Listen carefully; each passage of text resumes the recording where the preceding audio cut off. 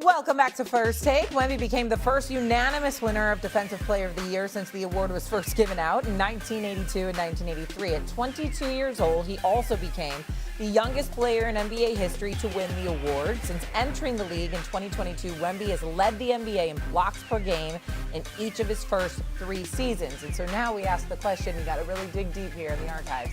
Is Wemby the best defensive player you've ever seen? I sure don't want my brother KG getting mad at me, but it's facts over feelings. And hell yeah, he's the best defensive player I've ever laid my eyes on. He got my vote this year. He's going to continue to get my vote, and this is the first of many. We could talk one award that's not going anywhere, that's going to be owned by Wemby for the next 5 or 6 years, is going to be Victor Wembanyama. It's his ability at 7'5", 7'6", whatever height he is, to be able to do everything. And when I say everything, if you want him in the drop coverage, in the pick and roll, he does that with the best of them. If you want him to switch out on smaller guards and slide whatever size shoes he wear and get down in the defensive stance, he does that as well. I mean, he's going to lead the league in shot blocking. He's going to go down, if not the greatest shot blocker to ever play the game of basketball. But it's the stat that's out there, and I don't have it off the top of my mind, of teams not driving to the basket.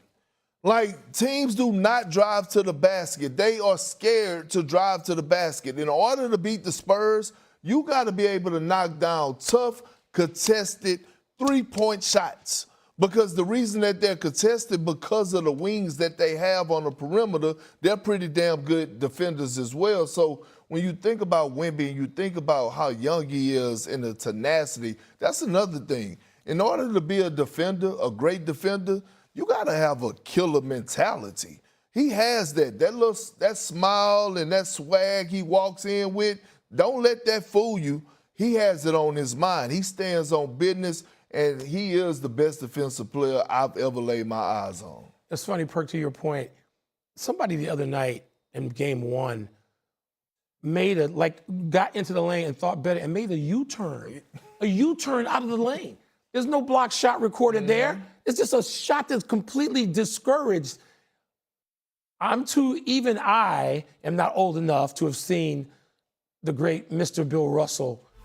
You know, I remember I was 10 years old and I could see that my father wanted me to watch Bill Russell because his defense, he's the greatest defensive player of all time. People I've seen. So since that was a long time. Yeah. I mean, I was trying to, Perk, I mean, there have been some great defenders. I mean, and not just Rodman, Draymond, Akeem. And I did see Akeem in his prime all the time. I was around covering the league for that. And I saw Dennis Rodman when he was a menace. Dennis Rodman covered everybody. Dennis Rodman took Shaq out of games. Saw it, was there for it.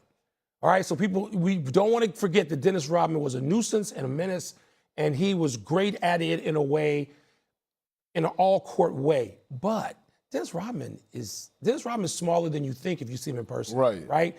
6'7" and a half, maybe 6'8", maybe. You know, wiry, like a marathon runner.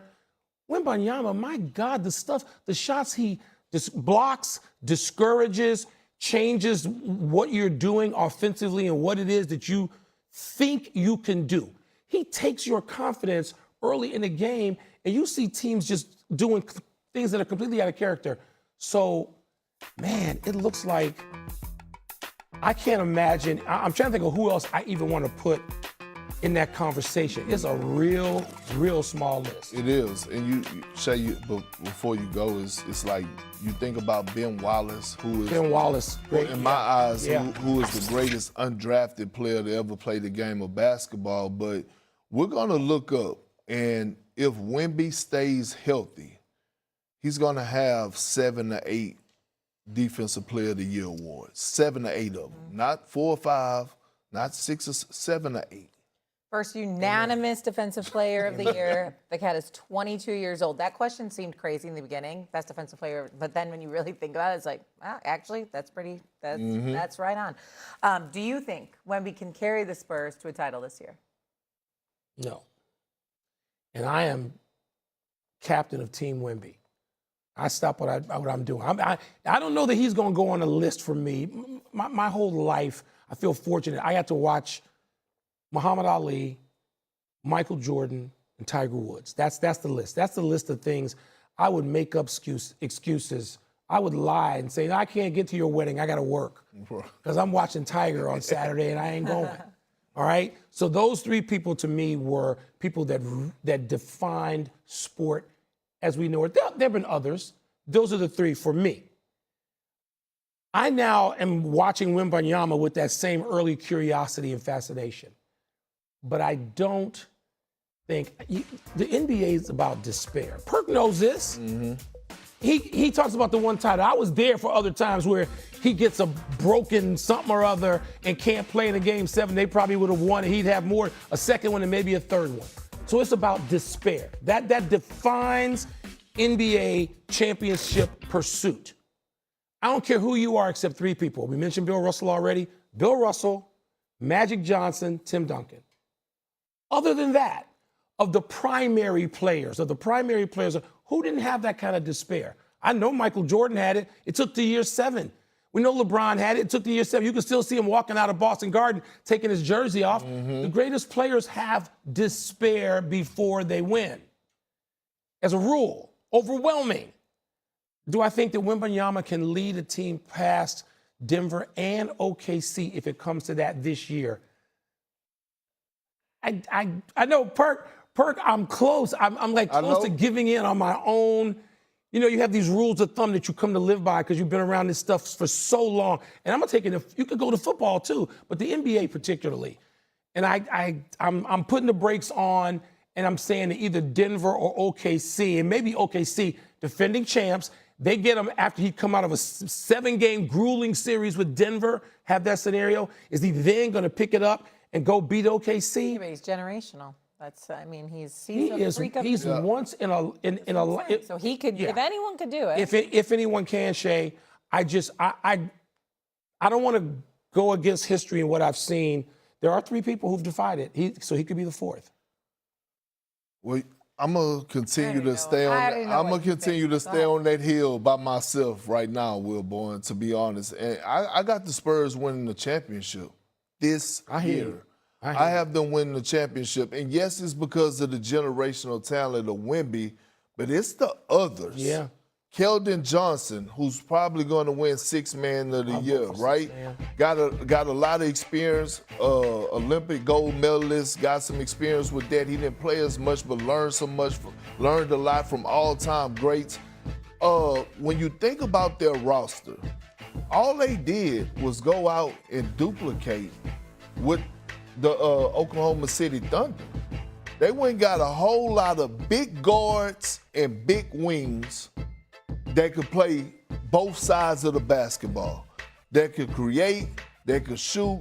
You look at a guy like De'Aaron Fox, 6'4", 6'5". We saw what he did in that 2-3 years ago. Him and Steph Curry went toe-to-toe in that 7-game series. Harrison Barnes, champion, bring experience in off the bench. Dylan Harper, he has an old soul. He's been here before. Hell, he's been around winning all his life, right?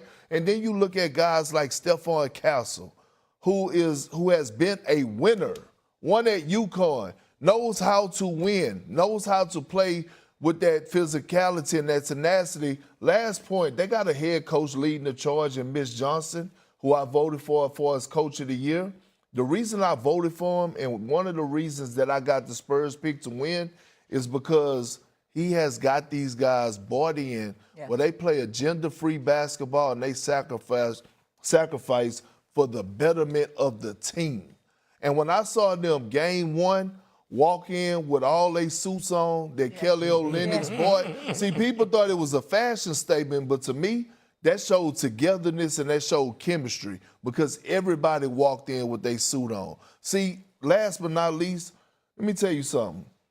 If you know a person and you got love for a person and y'all chemistry is to the highest level off the floor, you're going to go that extra mile for that person on the floor. And that's what we see right now in They have a form. I want to put a point on something with Castle. Castle, to me, and I thought this when they drafted him, Castle is the new Kawhi. And I don't mean play style. I'm talking about just, remember, Kawhi goes and he joins Tim Duncan and Manu and Tony Parker and Pop, and he's practicing in this laboratory of brilliance every day. He's got the demands put on him every day. Castle has that. Yep. This is like, it was like Kawhi and back in 2012, 13, 14, and Castle comes and he joins this outfit that has a culture. Most overused word in sports, except San Antonio actually has it. They have a culture. They know what it is they're doing. It's tried and true. And he comes in, and you know what, Perk, I didn't do it. I really wanted to vote Castle third team All-NBA this year. Might it be a little early? Maybe. But he's coming. Yep. He's going to be a great player on his own. And to your point, if those guys can fit, maybe there won't be that despair. Maybe he won't. I am coming around. He's coming around. I'm coming, but I think he's on some big games coming. Coming up here on First Take. If LeBron and the Lakers go up 2-0 on the Rockets, would the series be over? We have a take you don't want to miss next.